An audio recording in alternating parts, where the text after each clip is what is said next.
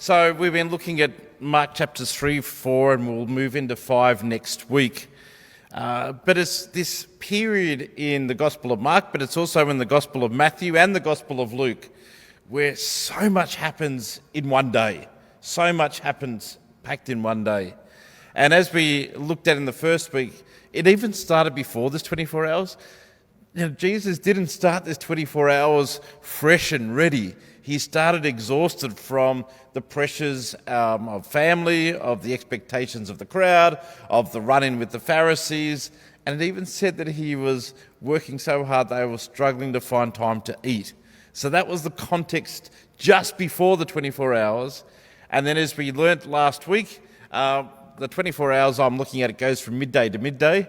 And last week he launched straight into an extended teaching period, which we think was around about 6 or 8 hours long. We're not quite sure.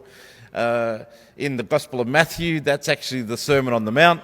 But in the Gospel of Mark, the one that we've been looking at, he is preaching beside the lake. And as David also said, afterwards he gets time alone with his disciples, which we assume he's possibly having dinner then, because that's what you do early evening. So he's probably having dinner with his disciples, and his disciples say, could you just go over that again? Could you explain it to us? And he does. He explains all the teaching again to his disciples. So we get to the Bible reading for today, verse 35, and it says, that day when evening came.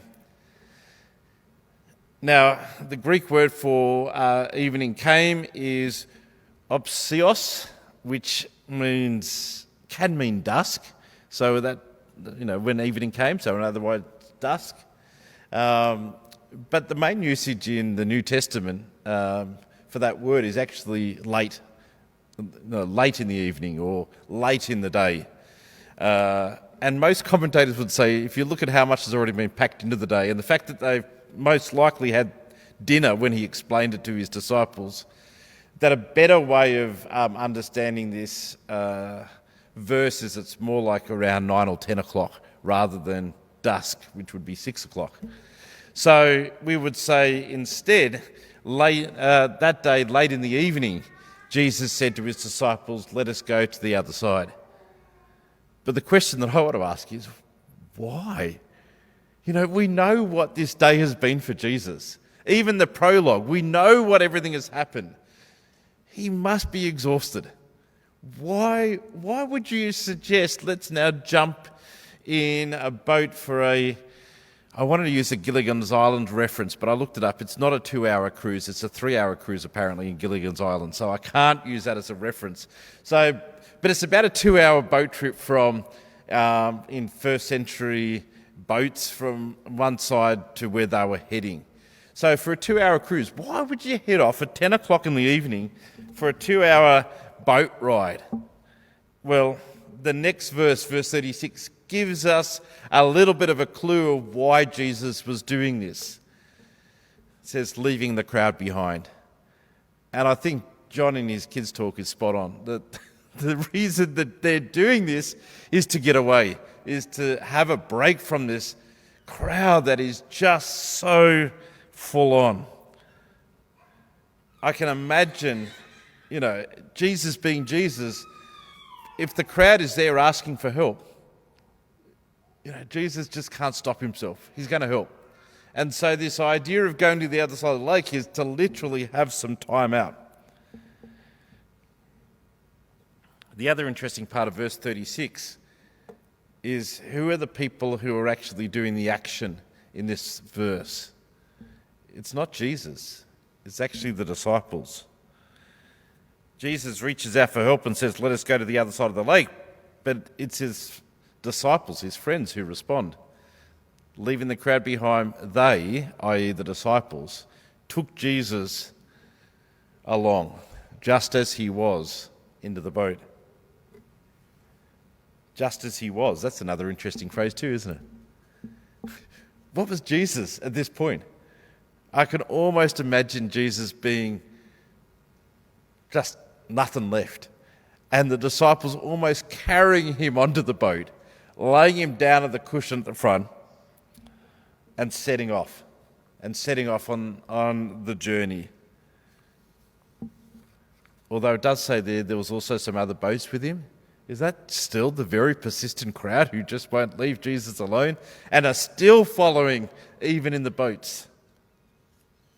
As I said, in first century fishing boats, they are not quite as quick as what we have now, so it would take about 2 hours to do the journey to the other side of Lake Galilee. But you also got to remember that 4 of the disciples are experienced fishermen, and this is their home turf. So this is not something out of the ordinary for them. Heading out on a boat at 10 o'clock in the evening to sail to the other side of the lake is like, yeah, whatever, let's do it. So it's not a big deal, But 2 things happen on the journey. Firstly, Jesus finally crashes. The whole day catches up with Jesus, the draining nature of ministry, and he needs to stop, and he stops. It just says he fell asleep in the stern of the boat. As I said, that idea of the disciples took him just as he was. Jesus can't do anything else but crash at this point. He's got to that point. We'll come back and have a look at that in a moment. But the second thing that happens, as John so beautifully did in his kids' talk, is the storm comes up. The storm comes up. Has anyone ever explained to you the geography of the Sea of Galilee and why storms can happen on a lake? Have you ever heard this before? Well, let me show you. There's 2 defining features of the Lake of Galilee, which makes it interesting for storms. Firstly, it's not small, the Lake of Galilee. So it's about 50 kilometres long and 21 kilometres wide. So it's not a small body of water.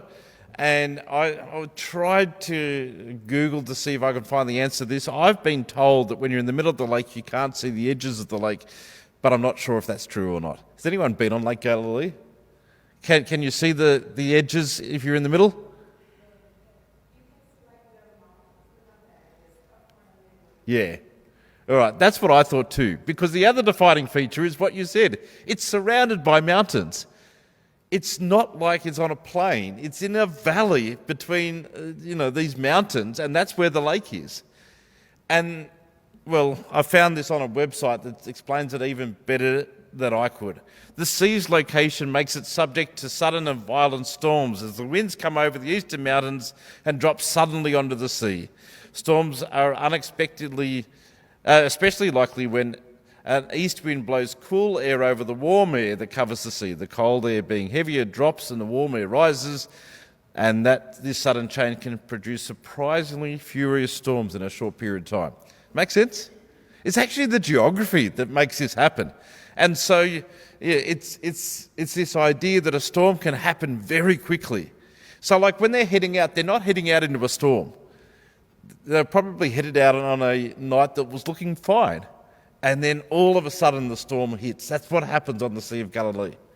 And so, the storm hits and suddenly, how did the Bible reading describe it? A furious squall. I thought that was an interesting line. And waves break over the boat and it is nearly swamped. As the disciples battle the storm, it's worth remembering yet again that these 4 of the disciples are experienced fishermen on their home turf who are used to these storms, who are used to this, but it must have been a particularly bad one for them to be worried. For them to actually go, we can't get out of this at the moment, we're worried that we might die. For people who are used to this, it must be an extraordinary storm if they're not coping. And Jesus keeps sleeping through it. Can you imagine how exhausted you must be to sleep through a storm? But he's obviously, when he crashes, and he is sleeping solidly. So before we zoom in on the text, which I'm going to do, let's just jump back to this broader issue that we've been talking about for the 3 weeks. How do these stories relate to our work, life, family balance? I know I said the other day it's never wise to say that Jesus did something wrong. But did Jesus do something wrong again here? I don't know. In a moment when the disciples really needed Jesus, we find that Jesus is asleep. Is it just because he ran his tanks to empty again that he wasn't there when his disciples needed him the most? And if Jesus was able to see into the future, I would argue that even whilst the day of teaching was amazing, maybe it would have been better to have an afternoon nap so that he was still awake when his disciples needed him in the storm that night. But I did wonder if this is just another example of what I talked about in week 1. You know, this idea that Jesus just kept going because the people needed the help and they were right there in front of him and the tank was empty and there was nothing left in the tank when the storm came. And maybe that's the lesson that we need to remind ourselves. How can we make sure that we've got something left in the tank in case the storm comes from nowhere? As we ponder that, let's jump back into the text, into our Bible reading. So the storm is raging, Jesus is sleeping, the boat is being battered and filling up, and the disciples are feeling they're just about to die. Now, there is a lot in this text that I could probably pull apart, but a couple of things really just jumped out to me that I want to share with you. Verse 38.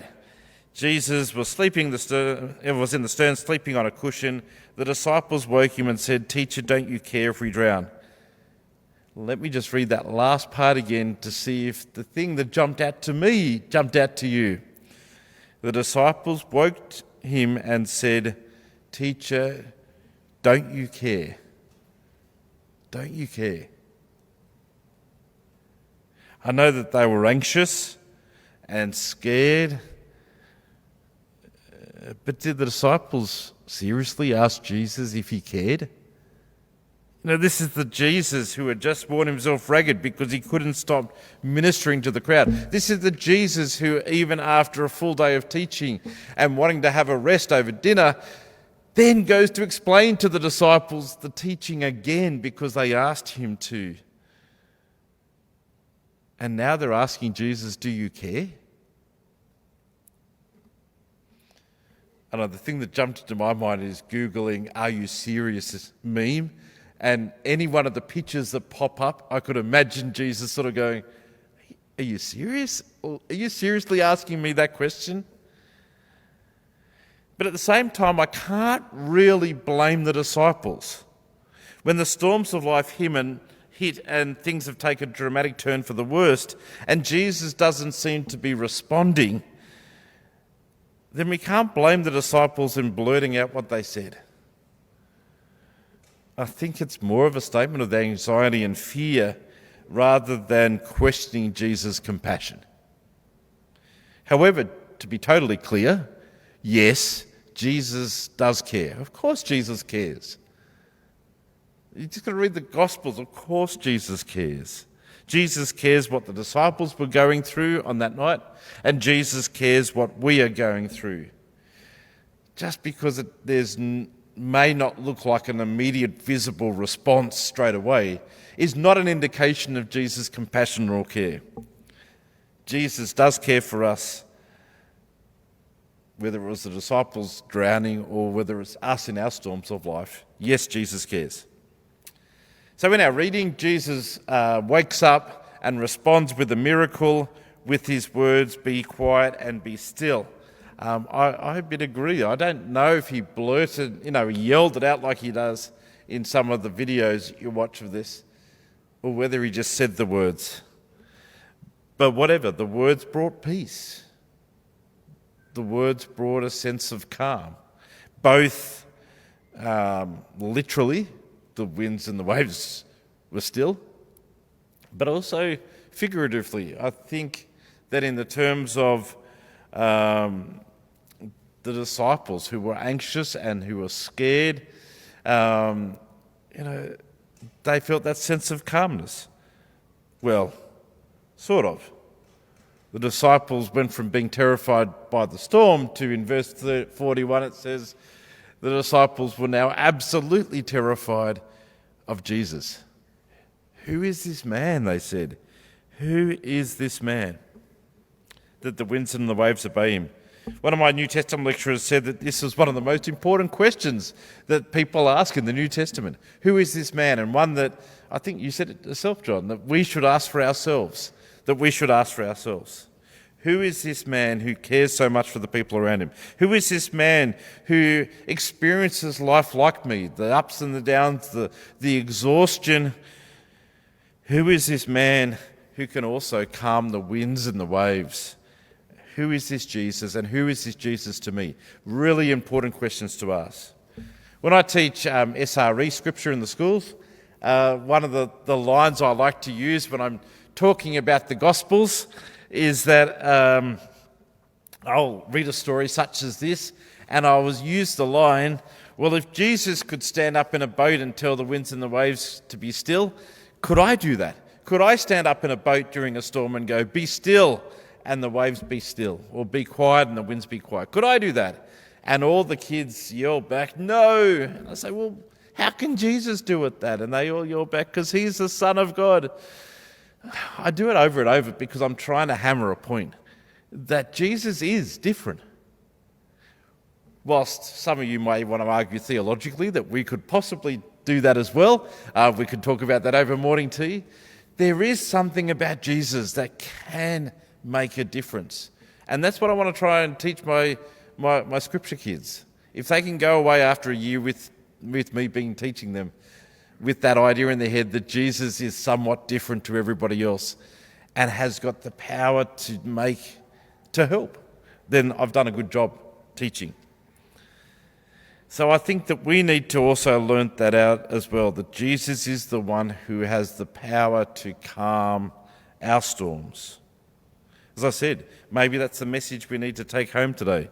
We acknowledge that life can be busy or intensive or draining or exhausting.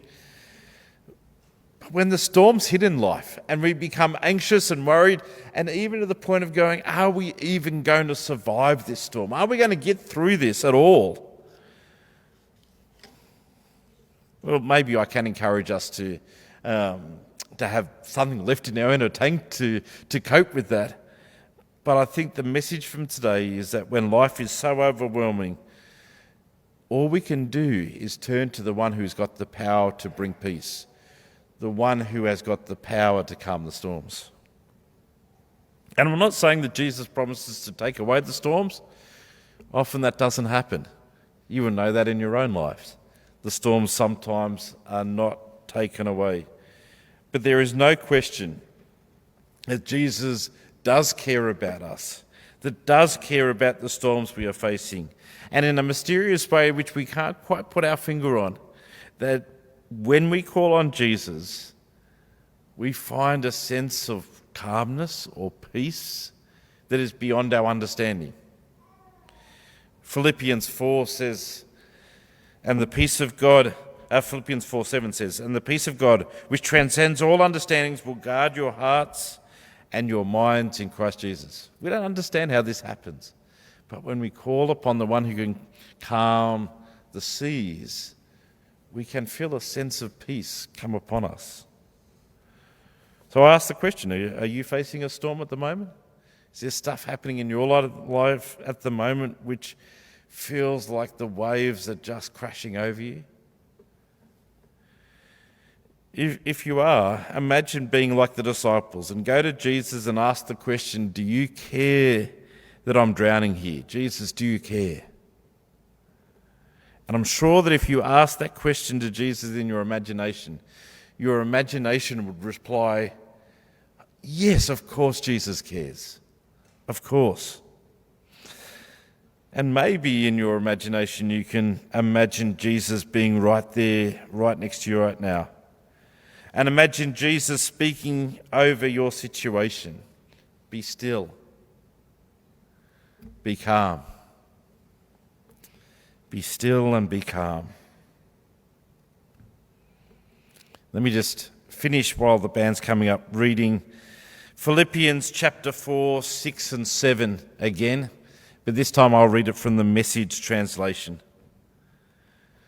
Do not fret or worry. Instead of worrying, pray. Let petitions and praises shape your worries into prayers, letting God know your concerns. And before you know it, a sense of God's wholeness, everything coming together for good, will come and settle you down. It's wonderful what happens when Christ just places worry at the centre of your life. Amen.